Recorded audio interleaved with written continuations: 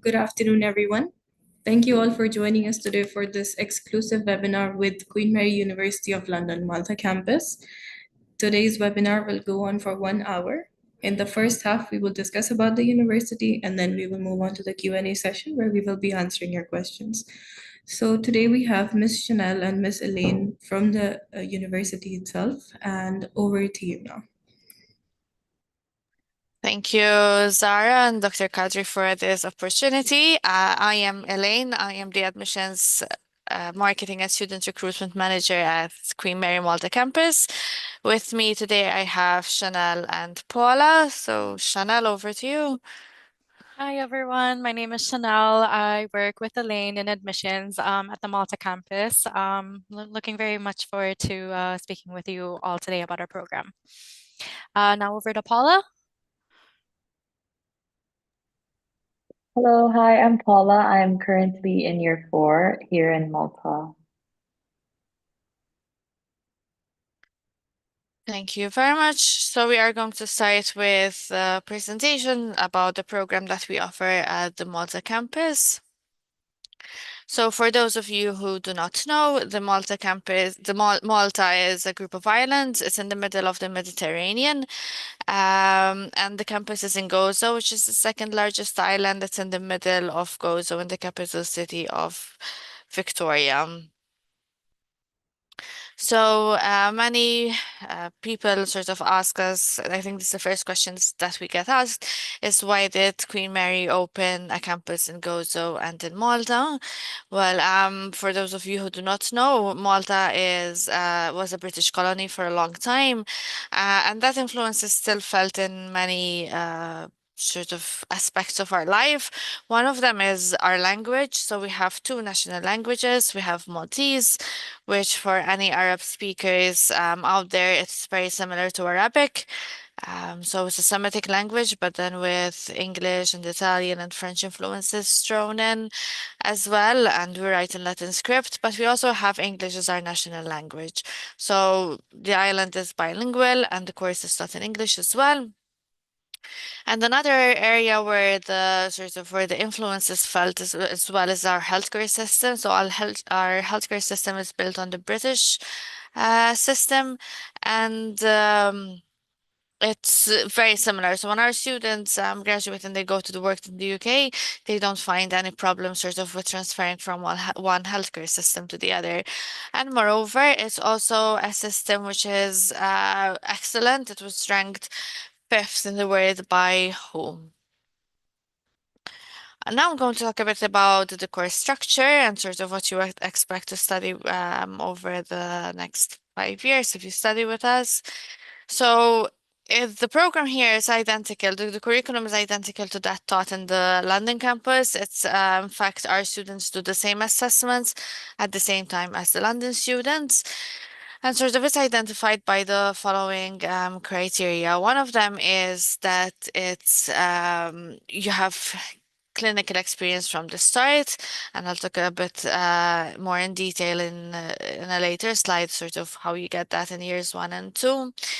You also have a lot of lab practical sessions, and you do that in year 1. So in year 1, you have sessions in clinical skills, communication skills, histology, physiology, and anatomy. And you do dissection and anatomy as well, cadaveric dissection right from year 1. And you also have the opportunity to undertake an intercalated degree. So for those of you who do not know what an intercalated degree is, it's an opportunity that you take a year out. Usually it's done between years 3 and 4. And you'd study for a BSc or an MSc during that year. So, for example, we have one student right now who's doing BSc Sports Medicine, and that's usually done in the UK, in London.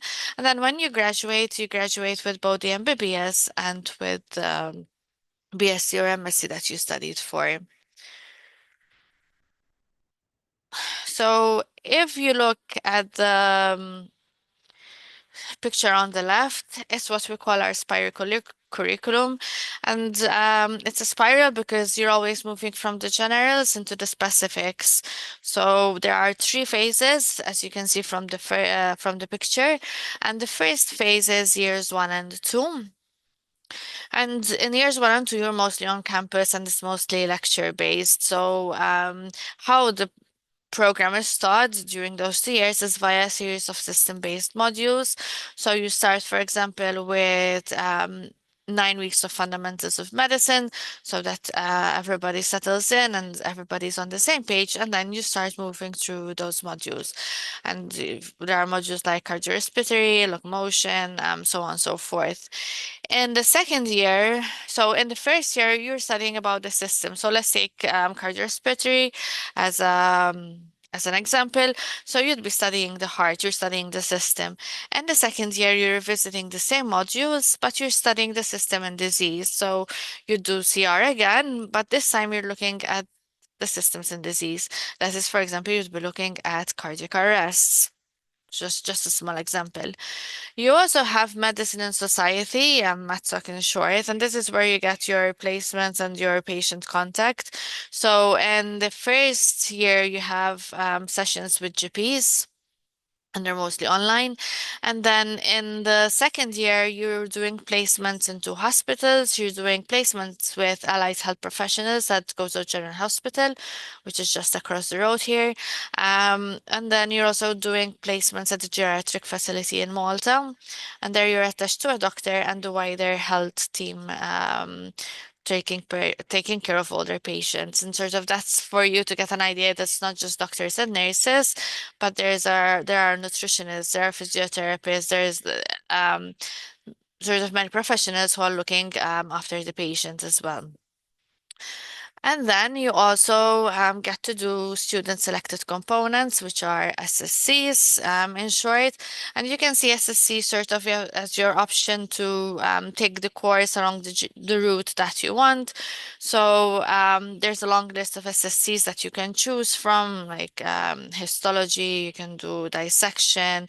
There were SSCs in diving medicine, on the maternity ward. So there's a long list of SSCs. And some students come to us and they know what they want to do. For example, they want to do pediatrics, so they will choose an SSC, which is close to that area so that they can sort of get that experience. And other students come to us and they don't know what they want to do, and that's okay. So they use the SSCs as an opportunity to explore different areas of medicine. If you come to the expos that Dr. Kadri is organizing now in Dubai, Abu Dhabi, and the line, I will be there. And together with me, there will also be Dr. Farouja, who's the head of SSCs. So if you have any questions, I think that's the best opportunity to ask them as well. So moving on to phase 2, which is years 3 and 4. And whereas in the first 2 years you were mostly on campus, and starting from year 3, you're mostly on placements in the wards. And sort of it's your opportunity to apply whatever you've learned in the first 2 years, and you apply it hands-on during your placements. You will have 4 teaching hospitals around Malta and Gozo, and you'll also be doing your GP placements in the health centers around Malta and Gozo. And then you return to the sort of to campus for teaching weeks and assessments. I think one of the advantages, we're a smaller campus, and I know we'll talk more about this later on. So one of the advantages is that you get personalized attention even from the clinicians when you are on the wards, because you're mostly 2, maximum 3 students on the wards with a clinician. So you get time to ask questions and you get time to practice things yourself as well. And then moving on to year 5, which is phase 3, and that's what we essentially call the home stretch. You're almost ready to become a doctor. And sort of this is the opportunity for you to get an idea of what your life will be once you graduate in a few months. You're attached to a firm and you're shadowing an FY1 doctor. the core curriculum is always in Malta and Gozo, so you're doing placements here. But during the SSCs in year 5, you also get the opportunity to do medical placements in Malta, in the UK, or you can go back home. Last year, we had students who did their SSC in Sri Lanka, for example. What I didn't say when I mentioned the SSCs in years 1 and 2, and the same applies in year 5, is that we have an exchange program as well between our campus and the London campus. So our students go to London to do their SSCs there, and the London students come here to do their SSCs. I'm going to speak a bit about facilities and our campus. So we moved into our campus just before COVID, which was about 5 to 6 years ago. So it's a very newly built campus with state-of-the-art facilities. We're in the grounds of the Gozo General Hospital, but rather than me talk about it, I thought I'll show you a short video of one of our students taking you sort of around the campus.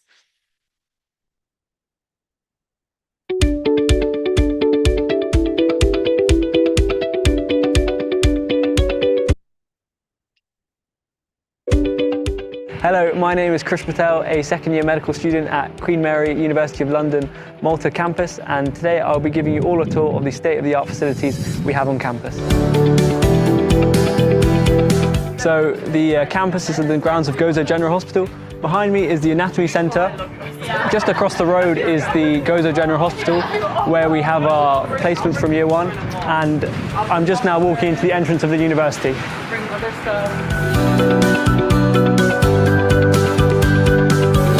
At Queen Mary, Malta, we follow the same curriculum as London, which means that the degree at the end of the course is the same as our London colleagues as well. This is the lecture theatre where most of our teaching takes place. And what I really like most about it is the fact that our lectures are all recorded, which means that we can look back at them at a future date.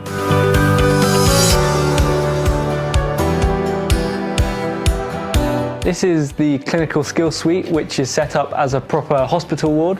This is where we learn to perform different examinations, such as the abdominal or a cardiovascular examination, as well as where our OSCEs take place as well. We have a range of mannequins we can practice a variety of skills on, such as drawing blood, inserting a catheter, practicing CPR, as well as using an AED.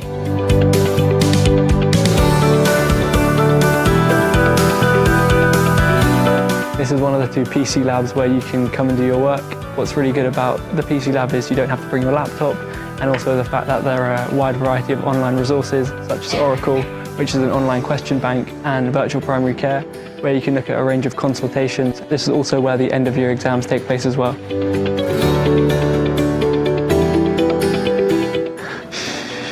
This is the library where most of the students come to study, and we have a wide variety of books which we can use to help supplement our lecture content. So this is the canteen. Getting a morning cappuccino here is a must. This spot just outside the canteen is my favourite spot on campus to hang out with my friends. In 3 years' time, I hope to graduate from the Citadel just behind me, which is where the graduation ceremony takes place. This is our anatomy centre, where we have all of our anatomy practicals. What the anatomy practicals consist of is going through different stations, and what I really like is we have different models, we have different computers which we can use as well as having different pro sections out at the time of the practical. One of the most important things is the fact that we get to do cadaveric dissection from year 1, which I think is very important, as it's a very new and very interesting experience for us, because the fact that we get to see a human body as well as dissect it, which is very important in giving us appreciation for the human body. This is one of our PBL classrooms. PBL stands for problem-based learning and is a fundamental part of the curriculum here. We are divided into 6 groups within the year, and we get given a new case every week. This is the SAPS office, which stands for Student Academic and Pastoral Support, which is where you can come to talk about personal or academic issues, as well as the team being a friendly face on campus. Just down the hall from the SAPS office is the SAPS Common Room, where they organise different activities such as board games, yoga, and one-off baking sessions as well. This is one of the 2 common rooms we have on campus, with the other being on the top floor where the canteen is. What I really like about this one is the fact that we can come and watch TV and sit on the sofas and relax, but just chill out on the beanbags or play some pool as well. So I hope you enjoyed that whirlwind tour of our campus and sort of you got an idea of how it looks like. I am now going to talk a bit about student life as well. We do have Paula who's with us. So you can direct any questions about student life to her as well later on. Um, I've said this before. I think one of our main advantages here at Queen Mary is that we're a smaller campus.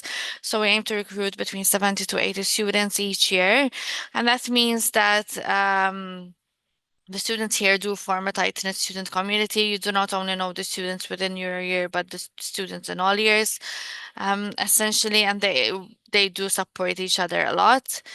It also means that we do have an excellent teacher to student ratio. So and this sort of can be seen in the personalized support that each student gets and the close mentoring. It's a different environment. It's an environment where the academics know you by name.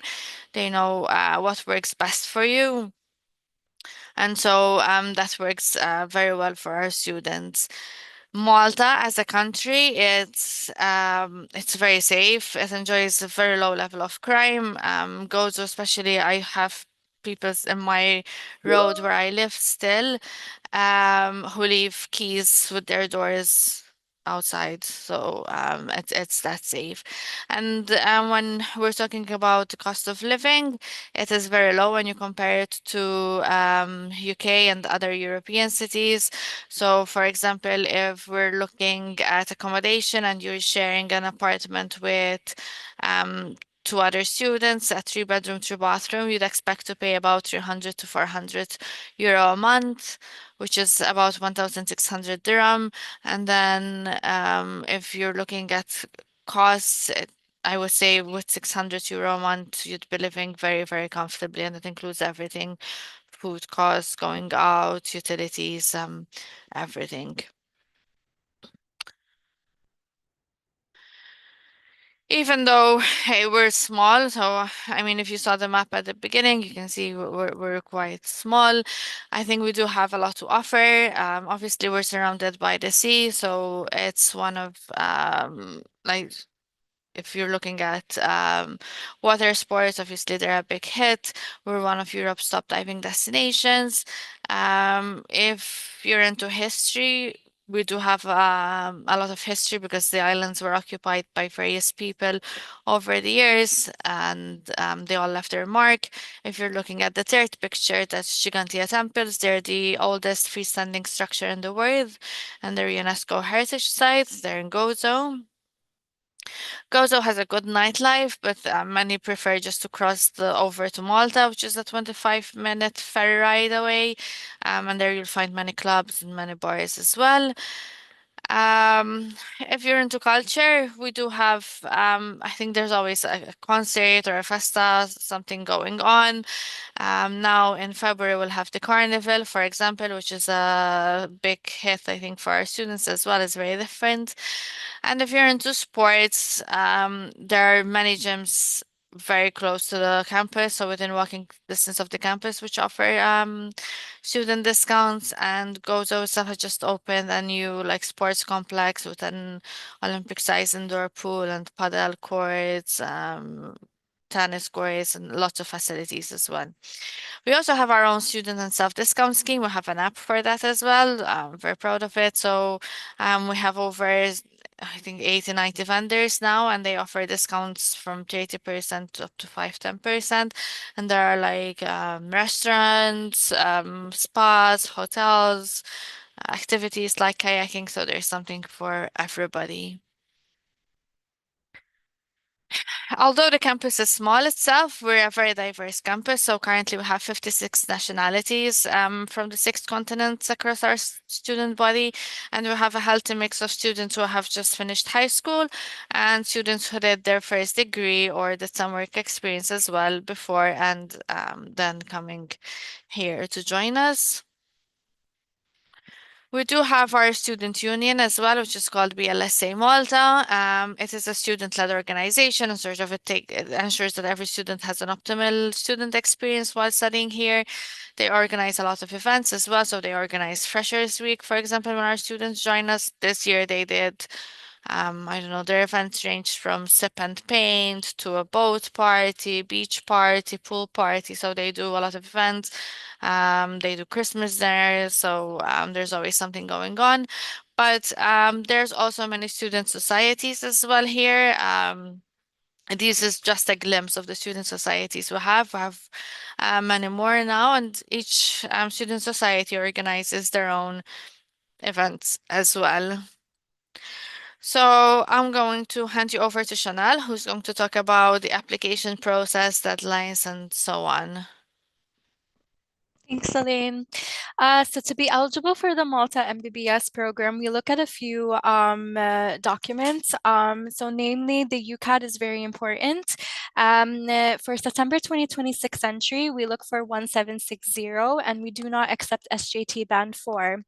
In the case that you do not meet the UCAT requirement, or you haven't had the opportunity to sit the UCAT last year, we're allowing applicants to sit the UCAT by the 31st of July this year. So you can still apply, and then if successful in the interview, you would be made a conditional offer against the UCAT and any other qualification if you haven't already achieved the scores required.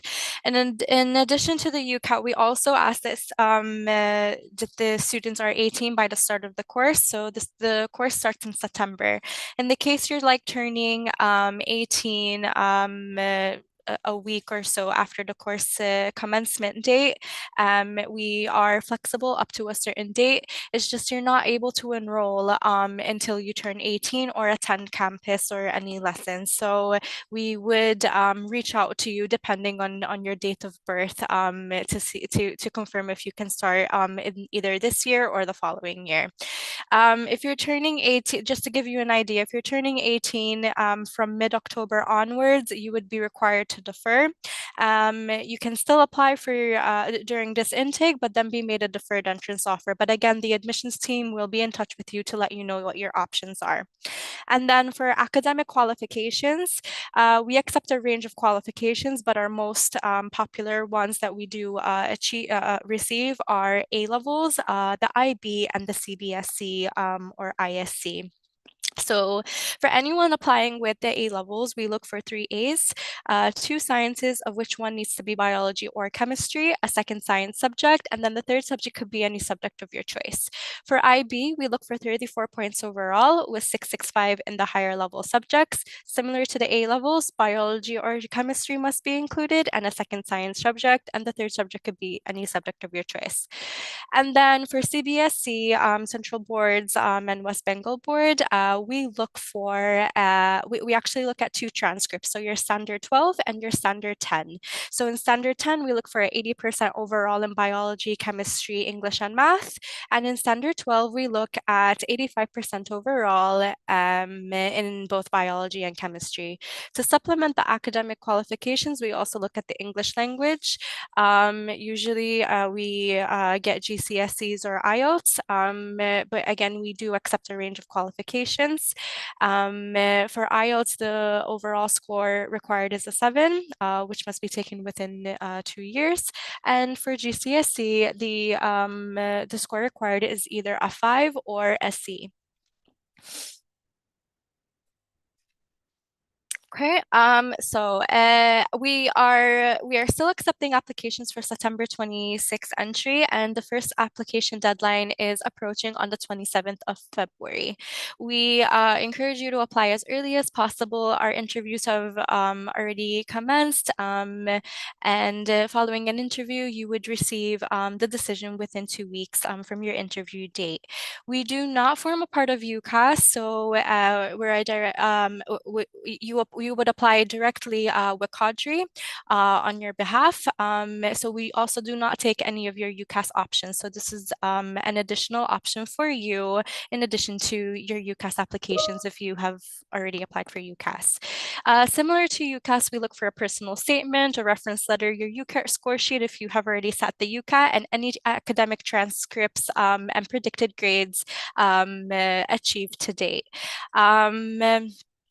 So some of you may know that UCAS have changed the personal statement format. It's asking candidates to answer 3 questions. Since we are not a part of UCAS, that format does not apply to us. So you would still be required to submit a personal statement, like a traditional letter style, explaining your motivations and why you want to study at the Malta campus. So for anyone starting with us in September, the annual tuition fees are 39,500 euros for all students, regardless of your nationality.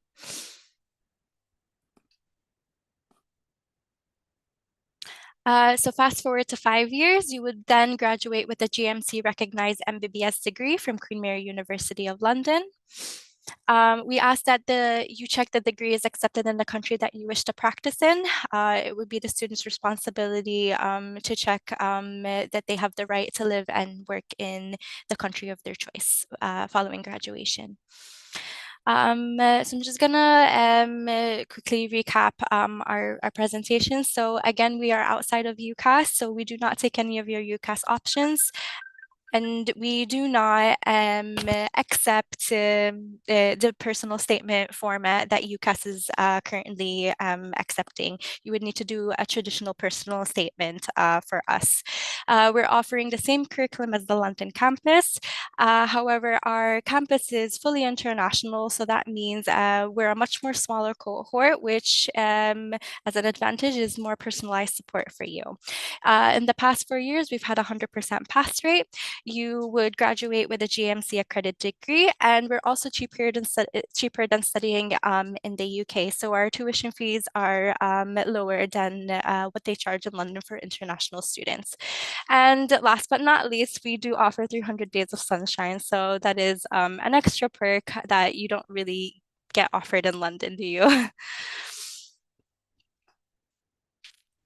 So for more information, there's a few links on the screen at the moment. So the first link, qmul.ac.uk/Malta, has more information, more detailed information about our program, our entry requirements, and so much more.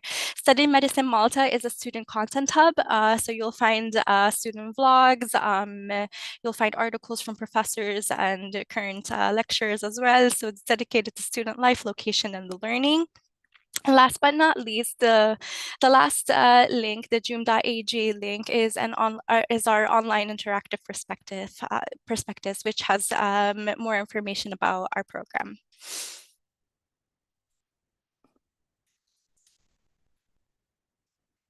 So thank you everyone for your time.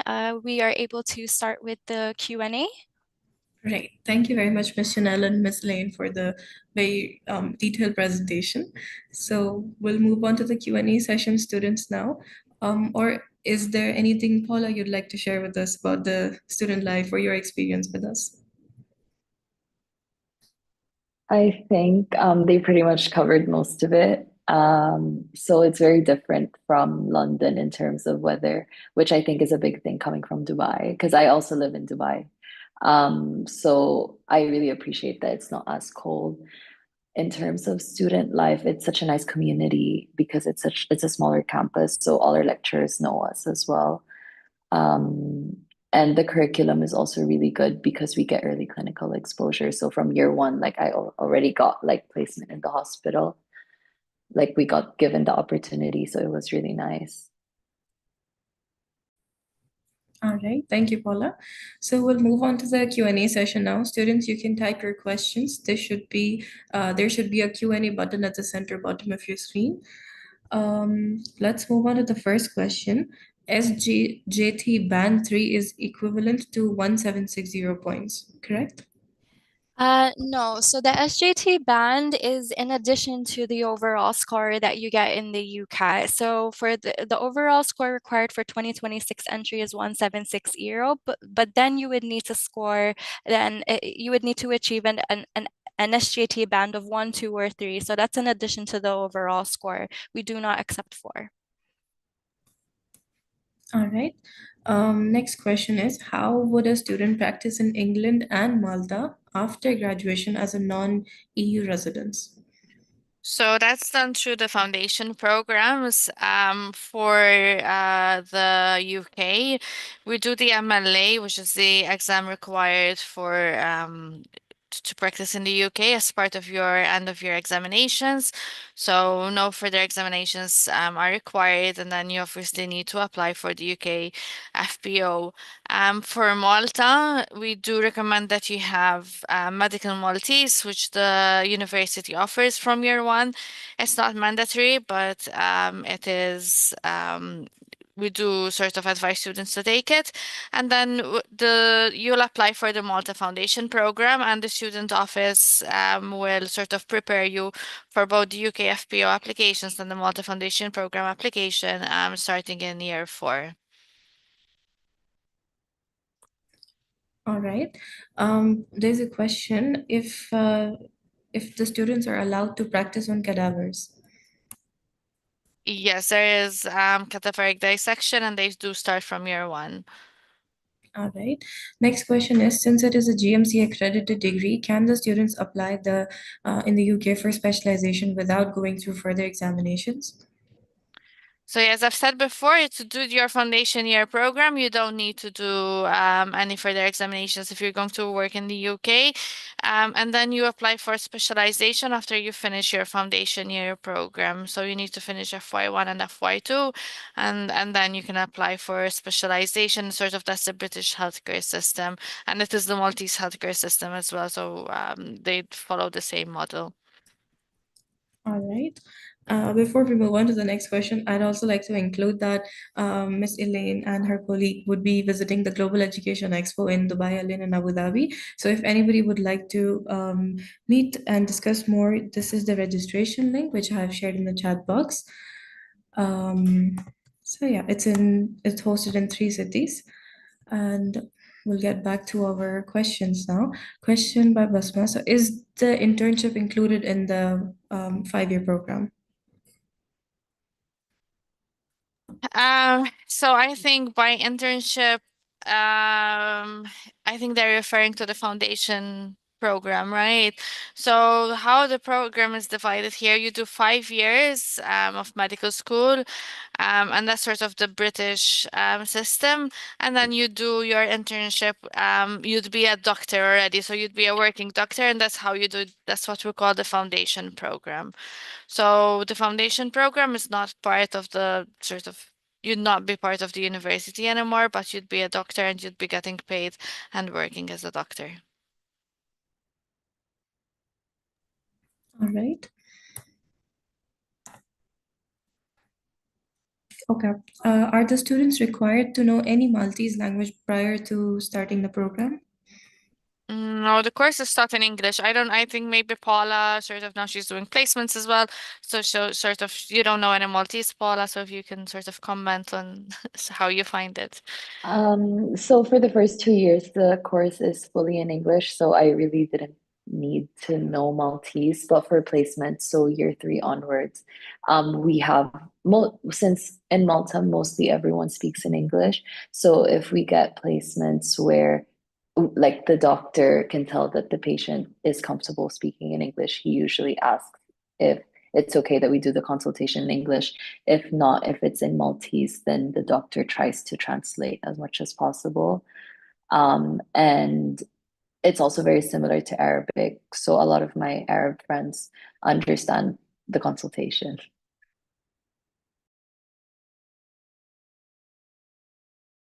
All right. Next question. So, do the students graduating from the Malta campus consider the same as the London campus regarding in terms of priorities or internship places? So up until last year, they were considered the same, and in fact, 99.9% of our students have gone to the UK to do their foundation program. If I'm looking at last year, for example, we had one student who returned to her home country, one student who opted to do research instead of the foundation program, one student who was placed in the UK but decided to stay in Malta, and the rest went to the UK. So that was in a cohort, I think, of 73 students graduated. I know, I think most of you will be aware that currently sort of the UK Parliament is currently considering a bill, and this could impact sort of how our students are regarded. It was introduced very recently. It was only introduced on the 13th of January. And sort of with no advance warning to us. Unfortunately, we cannot give any clear answers because it's still a bill. It hasn't been paused.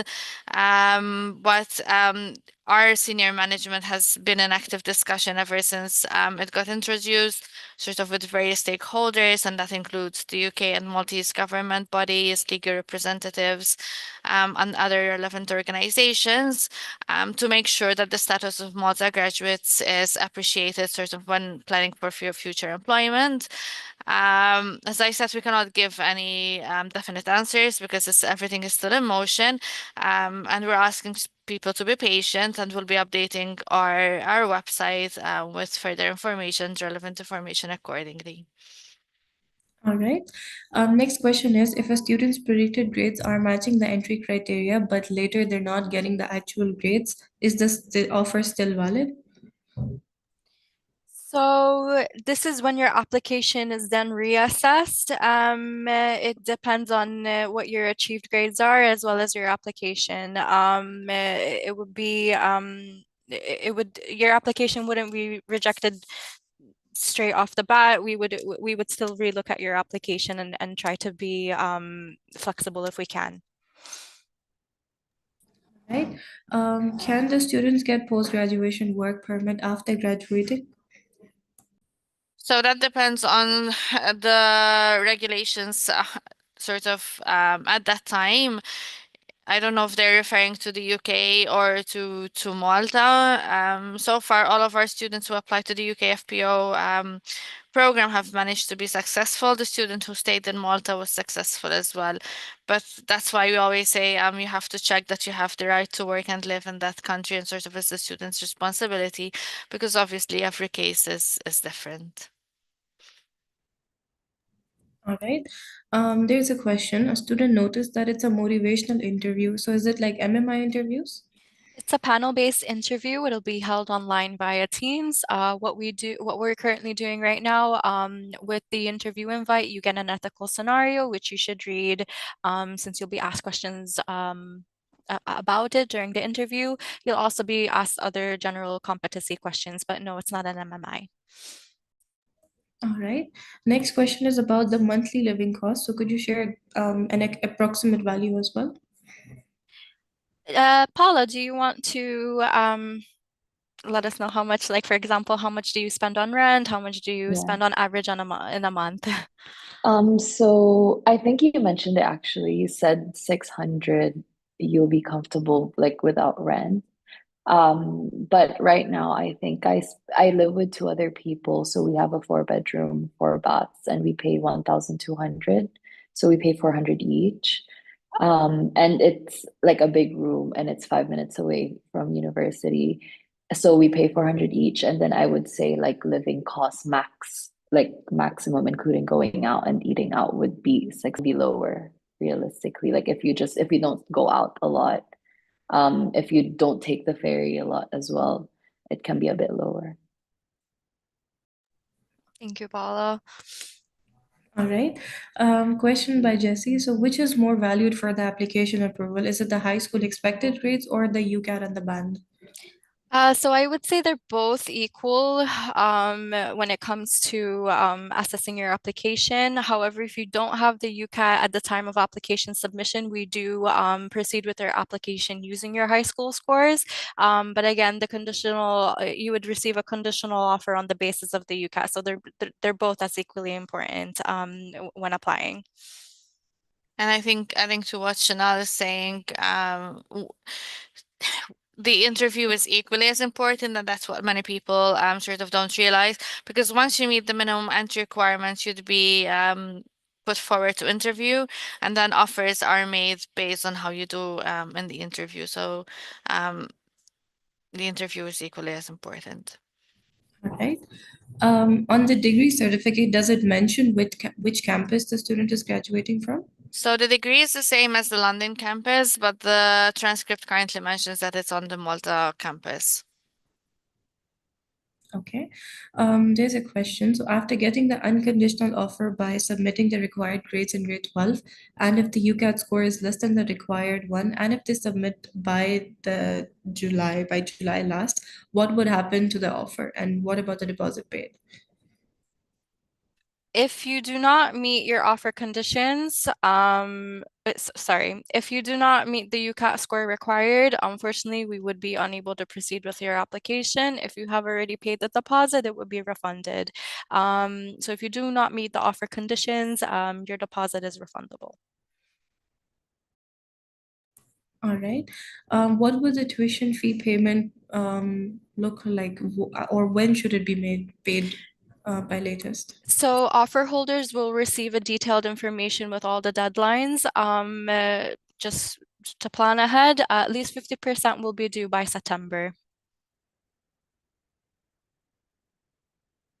All right. Next question. So would QMUL Malta be recognized in India for exemption from the NMC? If the current degree holders of English-speaking countries are exempted, would this be a part of?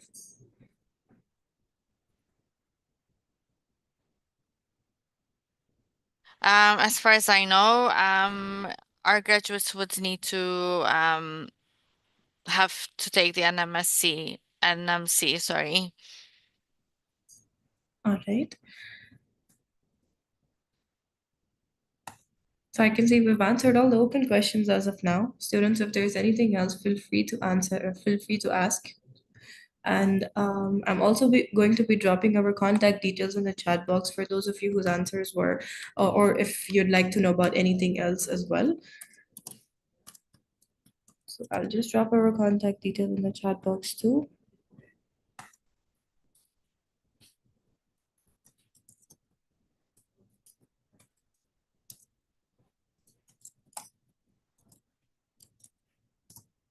Right there.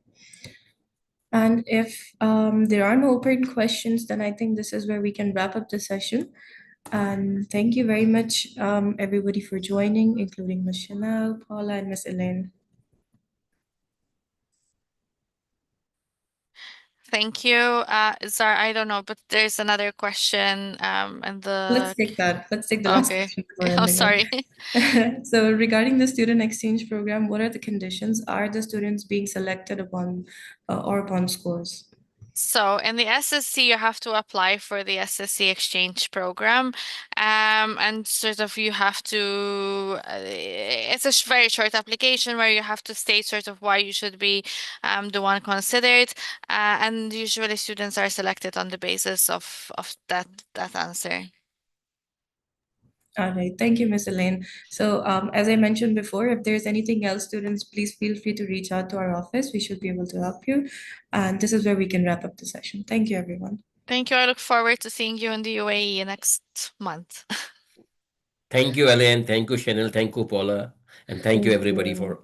for joining us. See you soon. No?